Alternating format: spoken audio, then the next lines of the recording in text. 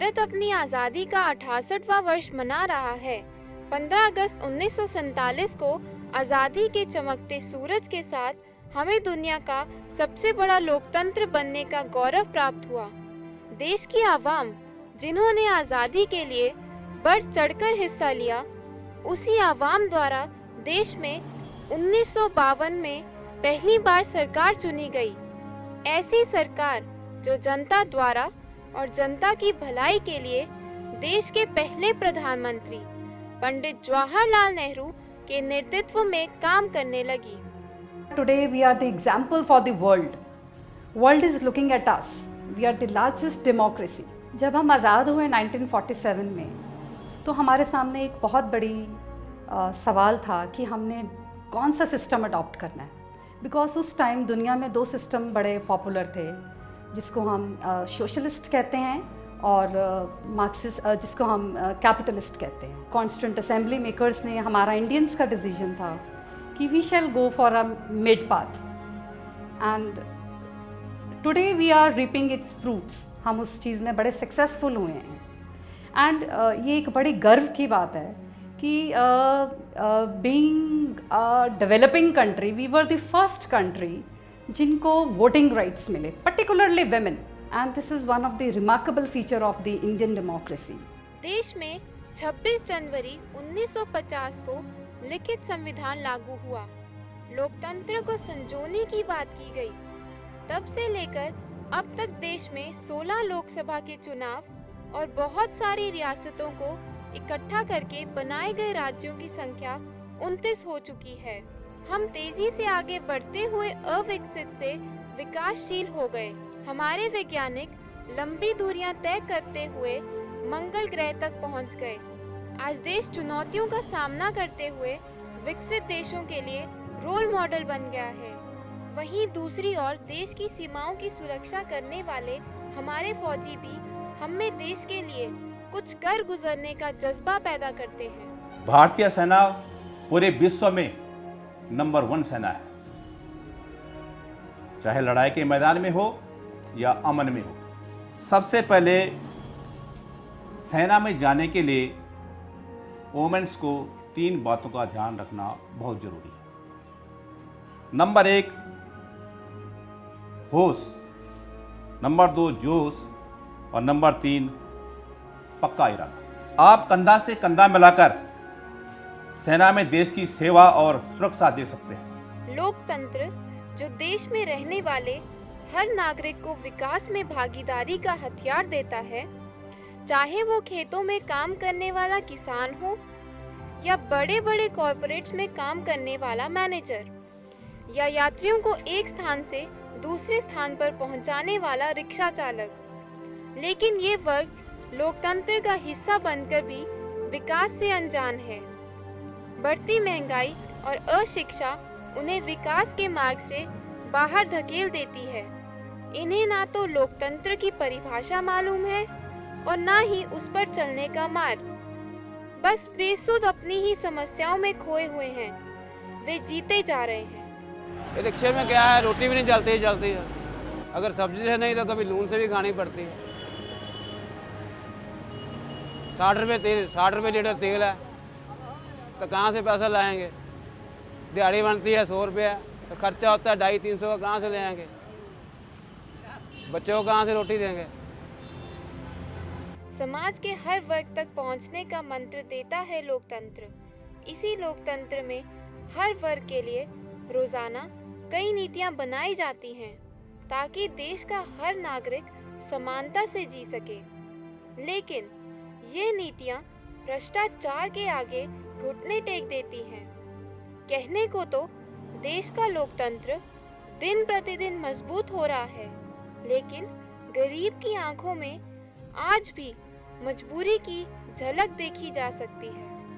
सरकार योजना चलाती है, ये सब जो है हमारे पास तक या हमारे तक पहुंच नहीं पाती है, हम लोग आम आदमी के पास तक। ये योजना हम लोग को पता ही नहीं चलता कब क्या लागू हुआ, कब चला क्या, हम लोग को पता ही नहीं चल पाता है। चल के आप समाप्त हो जाता सारा कुछ। ठीक है जी, जब हम सब लोग तक पहुँचेगा तब लोग हम भी आगे बढ़ेंगे, हम भी अपने सपने अच्छे पूरे कर सकेंगे। तो ये सब हम ऐसा सरकार कोई ऐसा ही योजना बनाए, ऐसा ही कुछ करे कि हम लोग गरीब आदमी तक भी पहुँचे। हम लोग भी भारत के वासी हैं। हम सरकार बनाते हैं तो उसी सरकार से युवाओं के मन में रोजगार की एक नई आशा भी पैदा हो जाती है। मन में बस एक ही विश्वास भर जाता है कि सरकार हमारे लिए कुछ तो करेगी। लाखों रुपए खर्च करके बड़ी बड़ी डिग्रियां लेने वाला युवा रोजगार के लिए अपने द्वारा चुनी गई सरकार की ओर टकटकी लगाए देखता रहता है। यही वो विश्वास है जो उसे लोकतंत्र से जोड़े हुए है। मुझे नहीं लगता कि आज के टाइम में उन डिग्रीज़ की उतनी वैल्यू है जितनी की होनी चाहिए। बच्चे लाखों रुपए खर्च के ये डिग्रीज़ कमाते हैं बट उन्हें जॉब्स नहीं मिलती। MBAs, इंजीनियर्स भारत में हर जगह हैं और उन्हें जॉब्स नहीं मिल रही हैं। सिर्फ कुछ चुनिंदा बच्चे कंपनी रिक्रूटमेंट्स में, जो रिक्रूटमेंट कंपनीज बाहर से आती हैं, उन्हें जॉब्स मिल जाती हैं, बट बाकियों का क्या? गवर्नमेंट को इन चीज़ों के बारे में सोचना चाहिए। मुझे नहीं लगता कि उन्हें इस चीज़ की उतनी कद्र है जितनी की होनी चाहिए। आज समाज में विचारों की गरिमा की बात हो रही है। मैं से उठकर हर व्यक्ति हम तक नहीं पहुंच पा रहा है। हम आज भी वैचारिक रूप से पिछड़े हुए हैं। इन्हीं विचारों के कारण बच्चों को पूर्ण शिक्षा नहीं मिल पाई है। दूसरी ओर महिलाएं कई बड़े पदों तक पहुंचने के बावजूद भी समाज से समानता की आशा लगाए हुए है।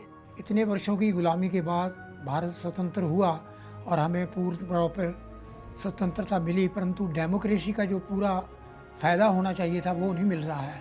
हमें कई दिशाओं के अंदर बहुत पिछड़े हुए हैं। डेमोक्रेसी के अंदर जो स्वतंत्रताएँ मिलनी चाहिए सब लोगों को, वो प्राप्त नहीं है। अभी भी हमारे भारत देश के बहुत से ऐसे भाग हैं जहाँ पर प्रजातंत्र का पूरा सुख नहीं मिल रहा है।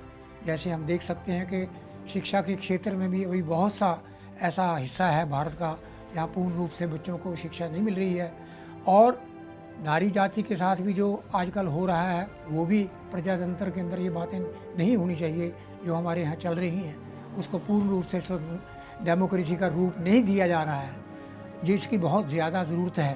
देश में बड़े बड़े आंदोलन आज लोकतंत्र की मजबूती के लिए खड़े हो रहे हैं।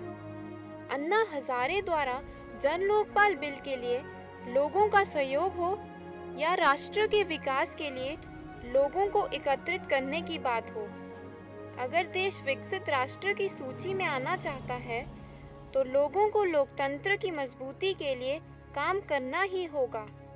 हम में से बहुत से लोगों की आशाएं आज के युवा वर्ग से बंधी हैं।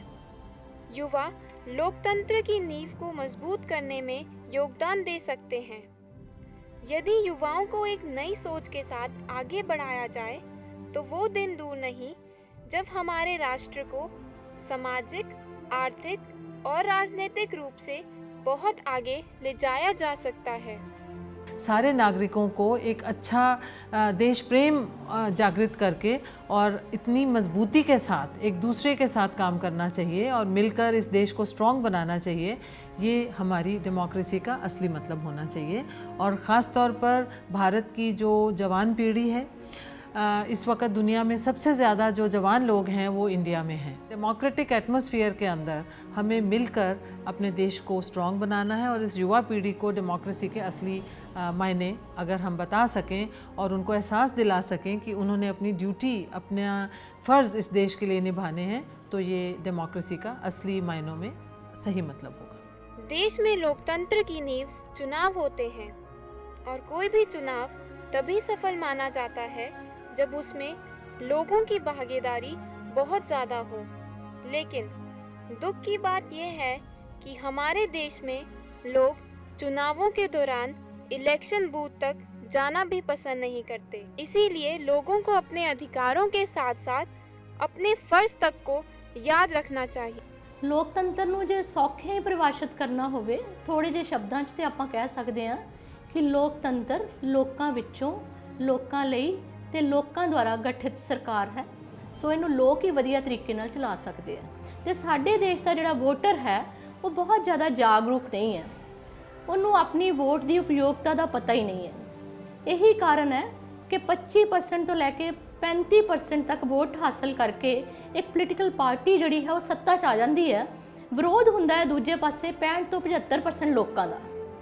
सो ਜ਼ਰੂਰੀ है कि ਜਿਹੜੇ ਲੋਕ है वोटर है ਜਿਹੜੇ ਉਹ ਜਾਗਰੂਕ ਹੋਣ, ਉਹ ਸੁਚੇਤ ਤੌਰ ਤੇ ਆਪਣੀ ਵੋਟ ਦਾ ਇਸਤੇਮਾਲ ਕਰਨ ਤੇ ਦੂਸਰੇ ਪਾਸੇ ਵਿਧਾਨ 'ਚ ਵੀ ਸ਼ਾਮਲ ਹੋਵੇ ਕਿ ਜਿਹੜੀ ਪੋਲੀਟੀਕਲ ਪਾਰਟੀ ਘੱਟੋ ਘੱਟ 50% ਤੋਂ ਉੱਪਰ ਜਿਹੜੇ ਹੈ ਲੋਕਾਂ ਦਾ ਬਹੁਮਤ ਹਾਸਲ ਕਰਦੀ ਹੈ, ਉਹੀ ਸਰਕਾਰ ਬਣਾਉਣ ਲਈ, ਸੱਤਾ ਦੇ ਵਿੱਚ ਆਉਣ ਲਈ ਉਹ ਜਿਹੜੀ ਹੈ ਉਸ ਨੂੰ ਹੀ ਅੱਗੇ ਲਿਆਂਦਾ ਜਾਏ।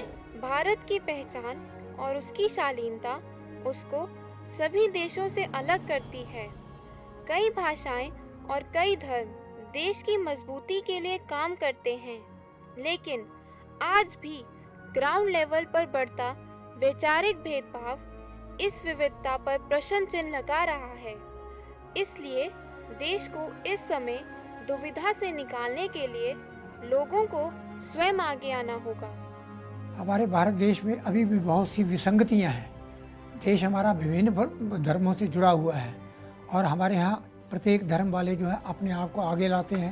आपस में हमारा मेल नहीं है और किसी प्रकार का आपस में बहुत से भेदभाव है। कुछ ऐसे हमारे भारत देश के हिस्से हैं जहाँ पर कोई जो वास्तविक उनको सुविधाएं मिलनी चाहिए वो नहीं मिल रही हैं हमारे अंदर। और देश के लोगों के अंदर बहुत सी ऐसी चीज़ें हैं जो अपने आप को अकेला रख रहे हैं, जुदा कर रहे हैं। डेमोक्रेसी का वास्तविक अर्थ जो है वो जब तक हम ग्राउंड लेवल पर अपने प्रत्येक व्यक्ति को उसमें नहीं संलिप्त करेंगे तब तक डेमोक्रेसी वास्तविक रूप में नहीं मिल सकती है।